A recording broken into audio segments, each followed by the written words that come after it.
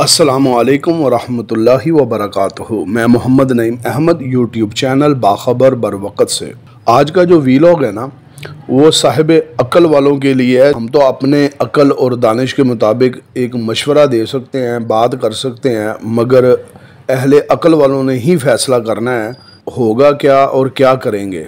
सबसे पहले मेरी ये तजवीज़ है कि रोना पीटना, ये मीटिंग्स और बैठना और पोल करना और एक दूसरे को इंसिस्ट करना कि जनाब आप फर्नेस बंद करें या मिलें बंद करें या माल की सेल बंद करें, इससे थोड़ी सी तवज्जो अभी हटा लें। क्योंकि जिस वक्त आप ये फ़ैसला कर रहे हैं ना, ये किसी सूरत में भी फ़ैसला आपकी फेवर में नहीं जाएगा। 5 लोग होंगे, 10 लोग होंगे, 15 लोग होंगे जो सर्वाइव कर लेंगे, फैक्ट्रियाँ बंद करेंगे, उसके बाद फिर बिल आएगा, बिल जमा करवाएंगे और सुकून के साथ फिर आराम से बैठे रहेंगे। सेल भी बंद की होगी और फैक्ट्री भी बंद की होगी।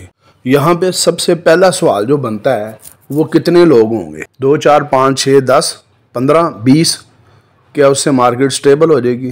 क्या उससे माल की ख़रीदो फरोख्त नहीं होगी? कोई मतलब सबसे पहले तो ये गौरतलब सवाल है कि कितने वो लोग हैं, और अगर तमाम हैं तो बिल कौन जमा करवाएगा? बिल का इंतज़ाम कहाँ से होगा? लिहाजा अभी ये आपके लिए आपके फेवर में नहीं है कि आप फैक्ट्रियाँ बंद करें या सेल बंद करें। हाँ, अगर आप पिछले माह, जब मैं दूसरी मरतबा ये बात तीसरी मरतबा दोहरा रहा हूँ कि जब पिछले माह 26 तारीख को मैंने कहा था कि फैक्ट्रियाँ बंद होंगी, यकम के बाद फिर सेल बंद होगी, तो कारोबार जिस नहज पे आ गया है, हो सकता है इसी नहज पे आ जाता, इसके करीब तरीन आ जाता, लेकिन जो बदहाली का शिकार अब कारोबार हुआ है ना, वो किसी सूरत मुझे लग रहा है नहीं होना था।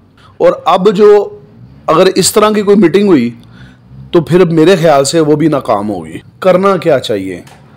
करना ये चाहिए तमाम लोग आपस में बैठें, जो रियलिटी है उसको सामने रखें। सबसे पहली रियलिटी ये है कि गाहक नहीं है। दूसरी बात, इस चीज़ को मान लीजिए कि गाहक के साथ हमने बड़ा जुल्म किया है। पहले तो ये है कि तमाम लोगों ने, देखिए जी, इसमें कोई भी फरिश्ता नहीं है, तमाम लोगों ने जिसके बस में जो था उसने किया, जिसके बस में जो था कि किसी ने कम नहीं की, किसी ने, कोई कहना मैंने ज्यादती नहीं की, किसी ने कम नहीं की। हाँ, इसमें सबसे ज़्यादा जो मुतासर हुआ है वो दुकानदार हुआ है, जिनके पास 270, 265, 260 वाले स्टॉक पड़े हुए हैं और मार्केट धड़म से गिर गई। तो मेरा ख्याल है कि कई लोग तो ऐसे होंगे उनकी इतनी रास भी नहीं होगी जितना उन्होंने नुकसान कर लिया। लिहाजा सबसे ज़्यादा जो मुतासर हुआ है वो हुआ है दुकानदार, और हमें मान लेना चाहिए कि उसके साथ ज़्यादती ज़्यादा हुई है। बाकी अगर कोई स्क्रैप है, कोई आड़ती है, कोई फर्नेस वाला है, कोई मिल ऑनर है, कोई भी है, किसी ने भी कुछ कम नहीं किया। सब ने जुल्म किया है, सब ने ज़्यादती की है, और आज उसके जो नताइज हैं वो हमें भुगतना पड़ रहे हैं। चलें आगे बढ़ते हैं। ये तो मैंने एक तमीद बांधी थी ना कि पहले तो हमें मान लेना चाहिए कि ज़्यादती हुई है। अच्छा, अब दूसरी तरफ करना क्या चाहिए?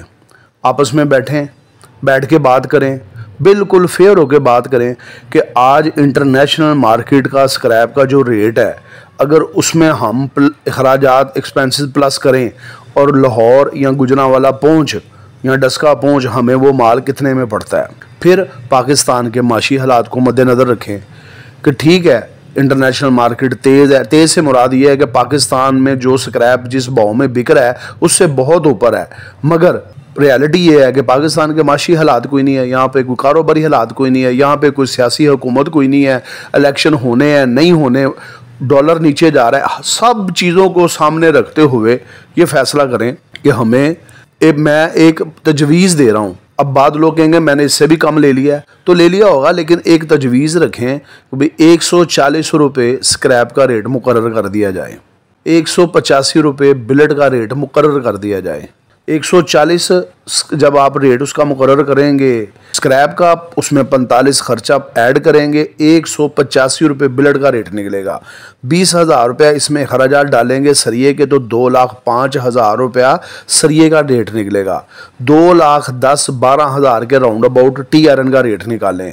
2,15,000 के राउंड अबाउट 40 ग्रेड का ऑटो मिल का रेट निकालें। 2,30,000 रुपया सीसी 60 ग्रेड का रेट निकालें, और 2,30,35 के राउंड अबाउट गाडर का रेट, ये रेट निकालने के बाद फिर कहें कि इससे कम कीमत पे माल सेल करना तबाही है। जो स्क्रैप का व्यापारी है उसको तहफ़्फ़ुज़ दें, उसको ये यकीन दिलाया जाए कि आपका माल 140 के राउंड अबाउट बिकेगा। इसमें 1,000-2,000 रुपया नीचे होना कोई बड़ी बात नहीं है। कि कोई कैश का होता है गाहक, कोई रूटीन का गाहक होता है, इसमें यानी कि आप ये समझ लें कि 100 रुपया मन जो है या 2 रुपये 2.5 रुपये किलो जो है 2,000-2,500 रुपये टन, इसमें ये फ़र्क हो सकता है, लेकिन उसको तहफ़्फ़ुज़ दें कि आपका रेट 140 के राउंड अबाउट होगा। पहला तहफ़्फ़ुज़ उसको दें, ये नहीं कि आप ये रेट निकाल दें और उसके बाद स्क्रैप वाले व्यापारी की खाल उतारना शुरू कर दें कि जनाब हमें 120 में माल चाहिए, 115 में माल चाहिए या 125 में माल चाहिए। नहीं, उसको भी तहफ़्फ़ुज़ दें कि आपका माल 140 रुपये में हम बेचने के पाबंद है, पड़ा है तो पड़ा रहेगा, 1,000-2,000 रुपया टन ऊपर नीचे हो सकता है। ये पहला तहफ़्फ़ुज़ उसको दें। दूसरा, चंद फर्नेसें रह गई हैं जो सिर्फ बिलेट तैयार करती हैं, उनको तहफ़्फ़ुज़ दें कि आपका माल 185 के राउंड अबाउट हम ख़रीदेंगे। उसके बाद मिल वाले को तहफ़्फ़ुज़ दें कि 2,05,000 के राउंड अबाउट हम आपका सरिया ख़रीदेंगे। और उसके बाद 40-60 ग्रेड आता है और गार्डर आता है, इसमें गाहक जो भी है जिसके पुराने गाहक लगे हुए हैं वो चलते हैं।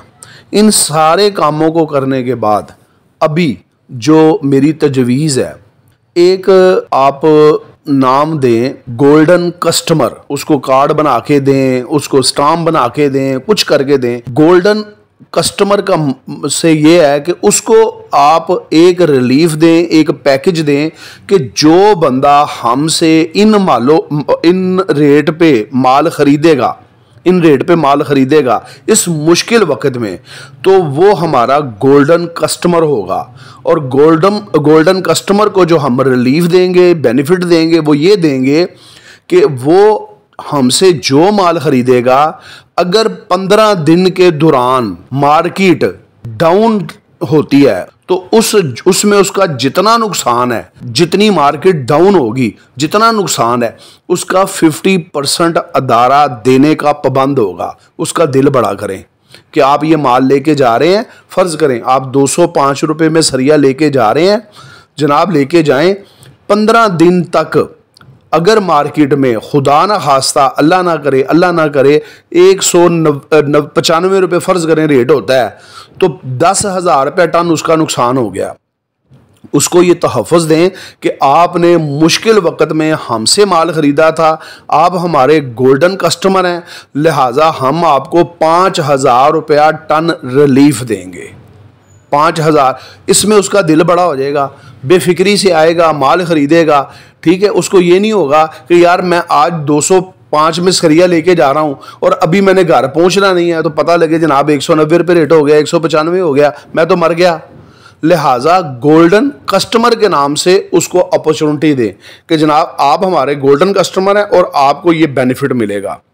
इससे शायद हो सकता है गाहक का थोड़ा रुझान बनना शुरू हो कि मार्केट अब स्टेबल है।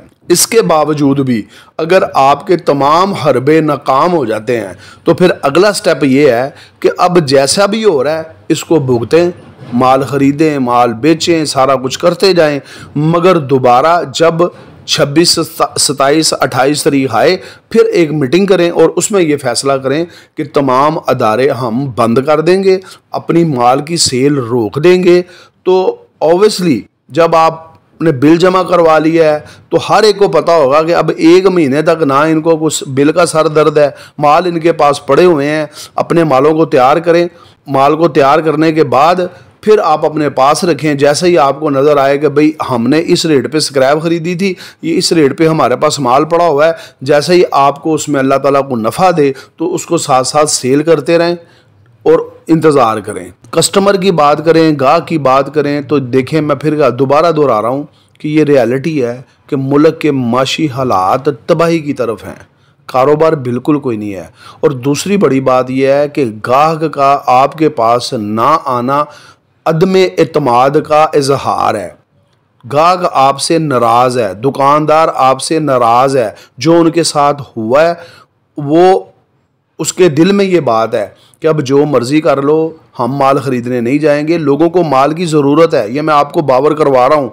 मुझे पता है लोग माल ख़रीदना चाह रहे हैं, लोगों के पास स्टॉक आहिस्ता आहिस्ता कम होते जा रहे हैं, ठीक है। लेकिन फिर उनके ज़हन में एक ही बात है, जनाब ये 250 में डॉलर हो गया तो फिर क्या बनेगा, फ़लाँ हो गया तो क्या होगा।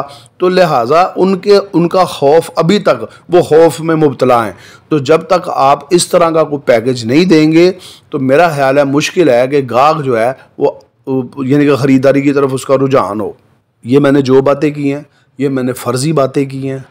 फ़र्ज़ी बातें से मुराद ही मैं कह रहा हूँ कि मैंने एक आपको मतलब एक गाइडलाइन दी है। मैं इस काबिल नहीं हूँ, आप माशाल्लाह मुझसे ज़्यादा समझदार शऊर वाले हैं। मैंने एक गाइडलाइन दी है, कोई लाहे अमल ऐसा तय करें। ये मीटिंग करनी जनाब वारा नहीं खाता, किसको नहीं पता। आज हर बंदे को पता है, जो कैलकुलेटर पास पड़ा हुआ है जनाब, इंटरनेशनल मार्केट का क्या रेट है, अखराजात कितने पड़ने हैं, लाहौर पहुंच या डस्का पहुंच माल कितने में पड़ेगा। तो अगर वो रियलिटी देखें तो वो तो दूर दूर दूर तक कहीं भी नहीं है। 100 मैं कम अज़ कम कह रहा हूँ कि अगर $380 रेट लगा लिया जाए ना इंटरनेशनल मार्केट का, है नहीं, और $250 का रेट लगा लिया जाए जो वो भी नहीं है, तो उसके बावजूद आपको ये माल मेरे ख्याल से राउंड अबाउट 1,45,000 के करीब पड़ेगा। मेरा ख्याल है 50,000 रुपया मैंने, हालांकि 55,000 से ज़्यादा खर्चा है ये जो पोर्ट वगैरह का, लेकिन मैं 50,000 रुपये भी कर लूँ तो 1,45,50,000 से स्क्रैप कम अभी हुई नहीं है, सोच ही नहीं है।